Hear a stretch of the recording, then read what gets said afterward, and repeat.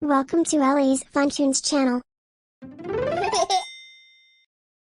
Once upon a time. In the vast savanna, Leo the lion roamed majestically, his golden mane gleaming under the African sun. One day, Leo noticed a distant commotion near a waterhole and decided to investigate. As he approached, Leo saw a group of animals gathered anxiously, troubled by a mischievous monkey. The monkey had playfully stolen the crown from the wise old tortoise who served as the savanna's storyteller. Leo, recognizing the importance of the crown, vowed to retrieve it and restore order to the savanna.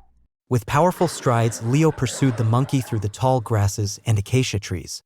After a thrilling chase, Leo managed to corner the monkey, convincing him to return the stolen crown. Grateful for Leo's intervention, the animals gathered to thank him and the wise tortoise resumed telling stories. Leo, content with his adventure, continued his noble watch over the savanna, ensuring harmony prevailed.